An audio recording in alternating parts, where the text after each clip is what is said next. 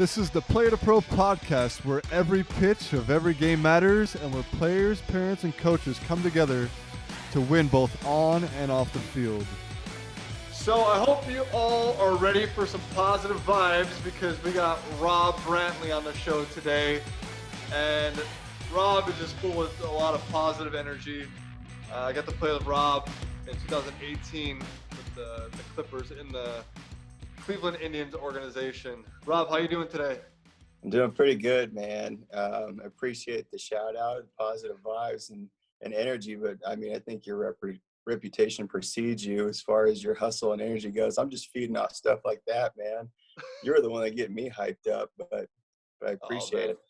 Yeah, no, I see you working now, all the hard work you put into it and how regimen you are with everything and how serious you are about the game and how much you love the game itself. But no, man, I love it, man. And it's a shame that right now that we're on a bit of a pause, and I'm anxiously waiting its return. And I know a bunch of people are, just as the fans as much as the players, just because how important this game is to us, and how far the game goes back with the being America's pastime and all. Right, there's no question. So yeah, I was going to ask you about that too, because obviously you were at spring training, and you're in a new organization with the San Francisco Giants, and it seemed like you were having a great spring training, but then obviously get shut down, and I feel like you're on the fence of making the team possibly, right?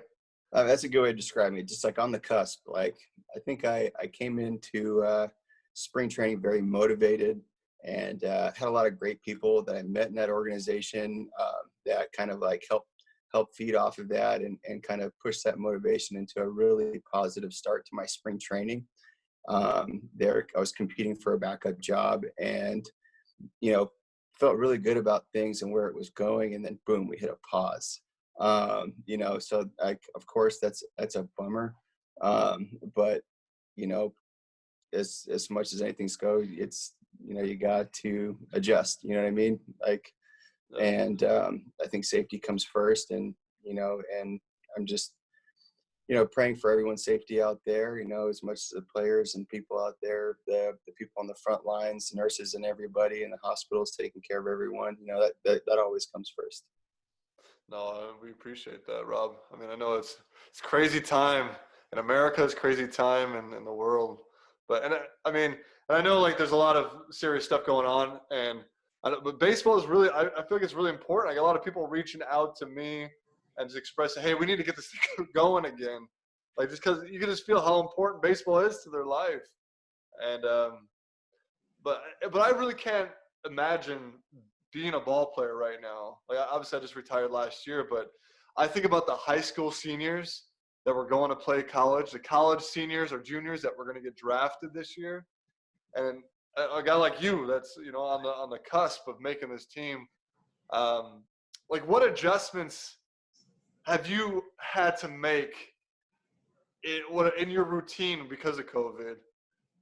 If we're making an emphasis kind of like on routines, I think like me, like me, like I'm a man of many different routines. You know what I mean? That like I try and follow pretty religiously, but like I think the importance of like developing a routine is developing a routine that's able to be adaptable. Yeah. You know what I mean? I think when you have a routine that's like a little too set in stone, that like if something happens where it throws it off and it completely throws you off and then you crumble, like then it's not really like a firm foundation, right? Right. But like this is a pretty big adjustment. You know what I mean? Like we were in spring training, we were ramping up, we were ramped up. I felt ready to go. And then you have to hit the pause button, and it's like, for how long, right? You don't know. That's the big question, right? Because usually we have a date in which we can, in off season, progress into ramp up and then peak at the right time during the season. But you don't know that, right? You don't even know if you're going to have a season. As far as nothing official's crossed any sort of desk. I know a lot of ideas. A lot of people are really optimistic, But how do you develop a routine to stay prepared? And that's kind of what the question that I've been trying to answer. And like my routine now, like I actually train baseball 4 or 5 days during the week, which is like, I think in comparison to like an off season, like early off season, especially could be seen as like a lot.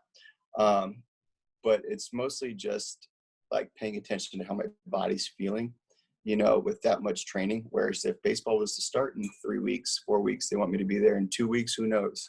Right. That, hey, I'm going to be ready. You know what I mean? But like as time ticks by, like how much wear and tear am I putting on my body? You know what I mean? So like you go through phases where like I'm training, 4 or 5 days during the week. Okay, like I'm feeling my body's a little sore, take a deload week where you cut the workload in half, right? It becomes kind of like an active recovery, right? And that's where you can be adaptable, right? Because you're just kind of paying attention to what you're feeling. So I feel like you're kind of taking it like it's the season, like you're actually in season in a sense. I know you can't simulate game speed at all, but I feel like you're almost have the mentality like you're in the grind already because, like you said, there's no report date. Like and that's what you have an off season knowing when you're going to report, and right now you don't, so you kind of have to be ready to go the best you can, right? So there's a few things, right, that have kind of like come across the media, kind of things, emails, whatever that we've gotten as far as like possibilities, right? And one of the possibilities is that they're going to try and get in as many games as they can. It might be a modified, shorter season, but it's going to be like a fast forward version of the baseball that you're used to. Double headers weekly, this, that, like who knows like what kind of off days you're going to get in between, and like in that short window, like that kind of like long marathon of a baseball season, all of a sudden becomes more of a sprint.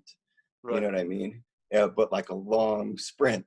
So it's like, right. So this also like has gone into like my sort of thinking and my preparation, like, well, like endurance wise, I'm going to have to be ready for this. So the volume I've kept pretty high. Of course, adjusting for when my body feels differently. But yeah, I'm just staying ready for those kind of possibilities. Right. There's no question. I mean, so last week we had Cole and his dad Tom on from Chicago, and he's a high school baseball player, and he's actually going to college next year. And kind of shifting gears a little bit, but he asked last week what my routine was in college, and now that was more than 15 years ago. I was in college, so maybe I didn't give him the best answer because that was a long time ago.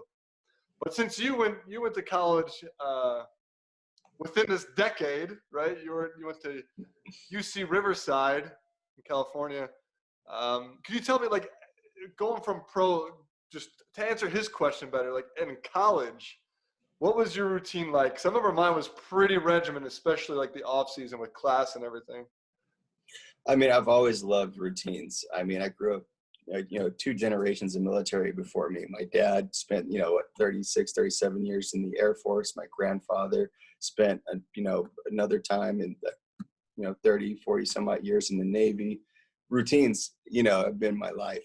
But yeah, in college, it's regimented, but I would say that's regimented for you, right? Right, you're getting a list of classes that you're going to have to go to. You know what I mean? You're getting a weightlifting time that you have to adhere to, otherwise you're not going to play. As a matter of fact, like if you're on scholarship, which I was fortunate in my life to be on scholarship, a lot of those things, like, taking care of those things depend on you keeping your scholarship. So as far as college goes, yeah, it was regimented. We were in the gym at 6 a.m., I think with our strength and conditioning coaches, right? We have a set practice time. You have set windows which you can go to the field and get early work. So yeah, like my regiment was based on the schedule that like my classes, my practices, the early work, and stuff like that. Yeah, that's definitely good. Yeah, 'cause me, like, yeah, we had 6 a.m. weights. We went to, I never left campus, right? I was on campus this whole time. I'd go home to sleep, I told them. But the thing I like what you said, though, is that now you're held accountable. Like, I knew I had to maintain a 3.0. And if I didn't maintain a 3.0, I wasn't going on the trip with them, the spring trip. So I had to go in and make sure I clocked in. They had like these little cards you clock in, and you had to get a certain amount of hours per week of study time. Office hours, I remember those very well. Yeah, but I know a lot of people didn't like that, but it actually helped me a ton and held me accountable to make sure that I was getting my work done. Because as long as you put the time in to your routine and you're diligent with it, you're gonna be all right. You know, I but feel like there's effort in both ways. Right? You're either going to take like that energy and put it into something constructive, like say like your classes or your weight room or getting in the early work, or you're going to put effort into like turning on a video game console right. and sitting. Like it takes effort to really do something like poorly. You know what I mean? That's right. Yeah, wherever you put your time, right, is where it's gonna. Yeah. So did you did you ever have any injuries in college or the pros? I did. I got one injury when I think it was 2015. It was at the very end of the season. I was in the big leagues with the White Sox, and I ended up tearing my medial meniscus in my left knee. But it was like a small tear. It was like a 15% tear. It wasn't big, but it was enough to where like I had to go get like an orthoscopic surgery, just like a snip where they clean it up, and it's a outpatient surgery. You walk out, and stuff like that.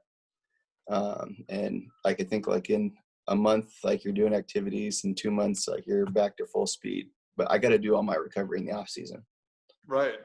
Well, that's nice you get to do it in the off season, though. Like a lot of people have to come back in mid-season, get back to the recovery. But that's got to be so. You had time, like the routine that you were on after you had the injury.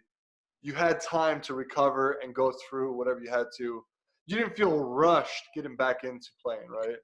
I didn't feel rushed, but because of the injury, I did have to make adjustments to the way I was going about my strength and conditioning routines and things like that, in order to keep that part of my body ready to play. Because like in the reality, although it was a small tear, they took a piece of the meniscus out, which can increase the rate of degradation to that tissue if you don't take care of it. Right? It'll break down faster.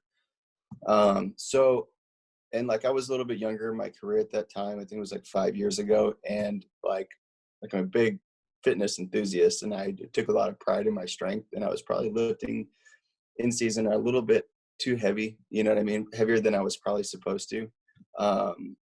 So like I've made adjustments, just making sure that my strength is maintained during a season, but like I'm not trying to like push myself while breaking down my body playing a game on a baseball field.